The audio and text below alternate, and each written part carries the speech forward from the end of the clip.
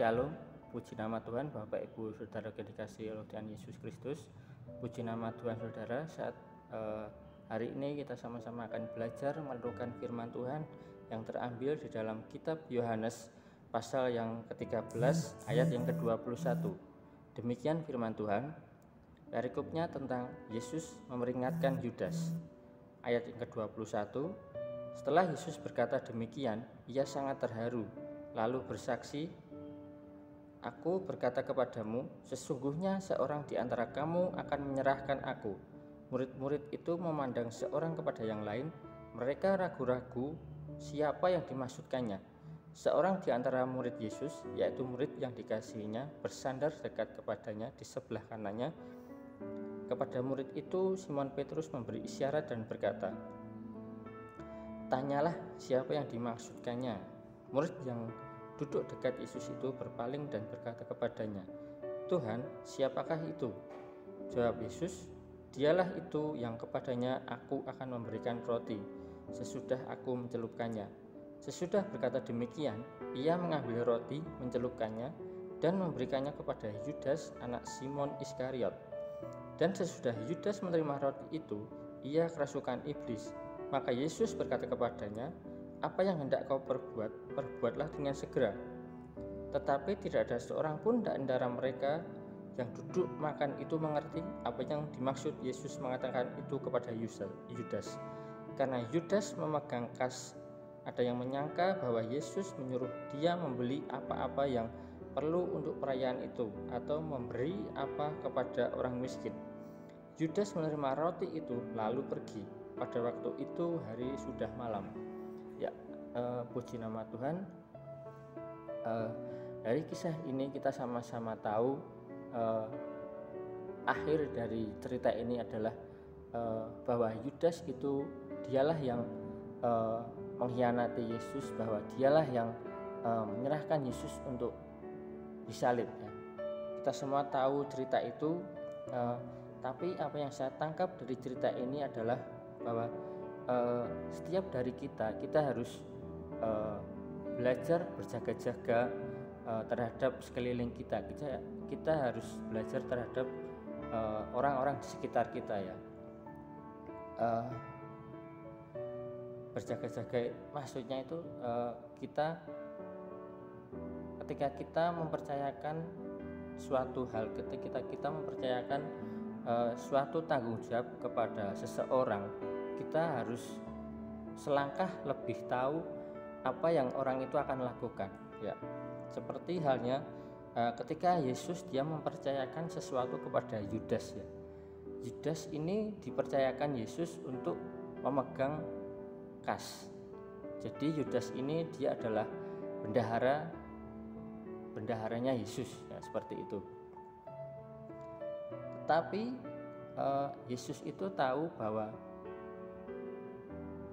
itulah kelemahannya Yudas itu,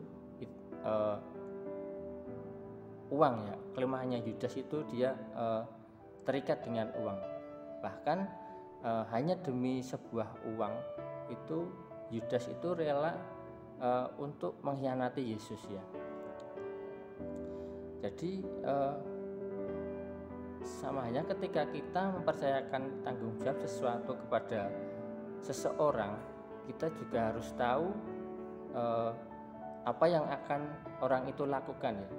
Bukan berarti kita menaruh curiga terhadap orang tersebut, ya. Tapi kita harus berjaga-jaga, ya. Apa yang tanggung jawab apa yang sudah kita berikan terhadap orang tersebut. Dan Yesus ini tahu sebelum apa yang akan dilakukan, apa yang dilakukan Yudas selanjutnya itu Yesus itu sudah tahu.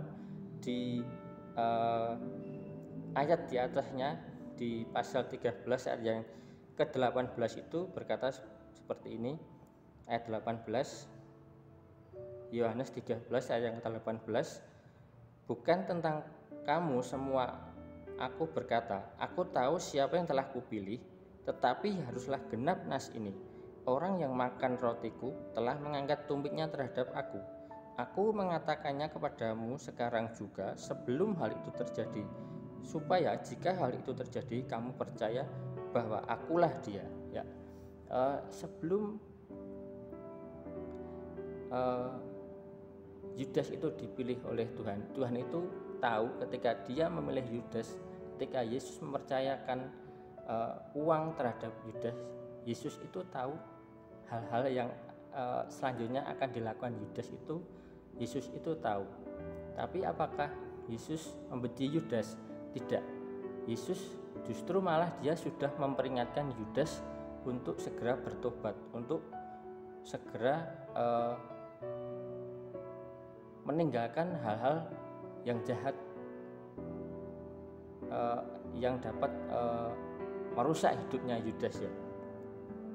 Di pasal 13 ayat yang ke-27 Yesus berkata demikian, dan sesudah Yudas menerima roti itu ia kerasukan iblis. Maka Yesus berkata kepadanya, apa yang hendak kau perbuat, perbuatlah dengan segera. Ya, di sini Yesus sudah tahu apa yang akan terjadi selanjutnya. Jadi sebelum Yudas jatuh ke dalam dosa, sebelum Yudas berbuat jauh dari ini, Yesus itu mau menyelamatkan Yudas supaya dia bertobat, supaya Yudas itu tidak jatuh ke dalam dosa ya. Kalau di sini kan diceritakan sesudah Yudas menerima roti ia kerasukan iblis.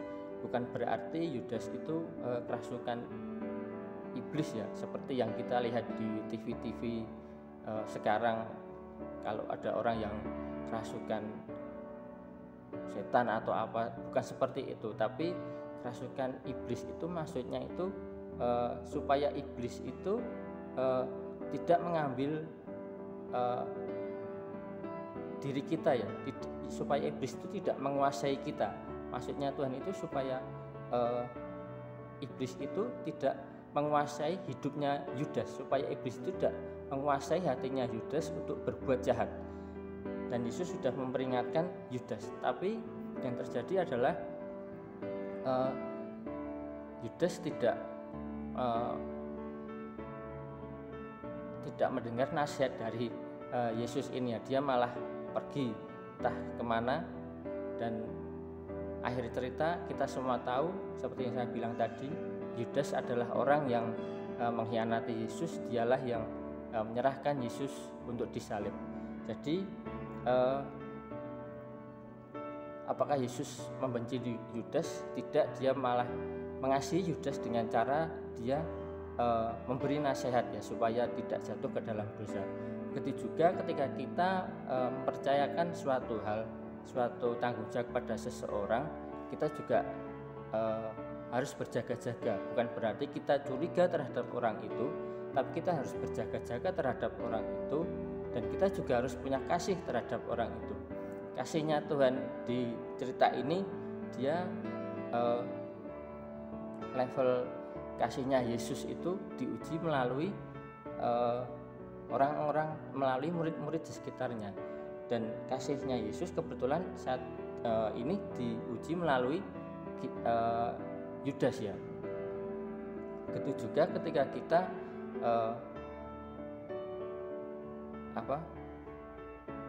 memberikan suatu tanggung jawab kepada seseorang, mempercayakan sesuatu kepada seseorang,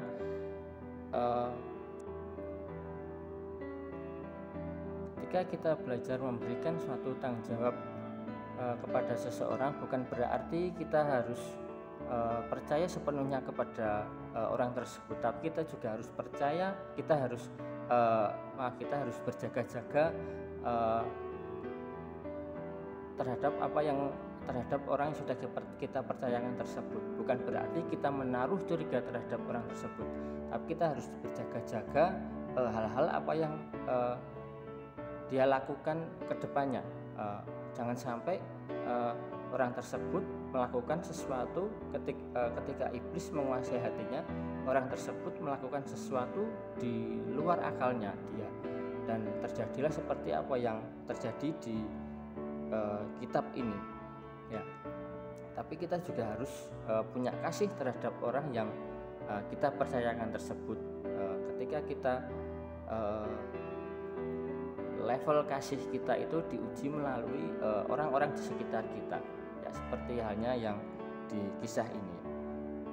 Puji nama Tuhan, biarlah itu yang bisa saya saksikan. Biarlah setiap dari kita harus bisa berjaga-jaga terhadap sekitar kita, dan kita juga harus punya kasih terhadap orang yang sudah kita percayakan tanggung jawab. Tapi kita juga harus berjaga-jaga terhadap orang yang sudah kita beri tanggung jawab tersebut. Puji nama Tuhan, biarlah ini menjadi berkat buat kita semua, dan kita bisa saling mengasihi terhadap satu dengan yang lain. Terima kasih.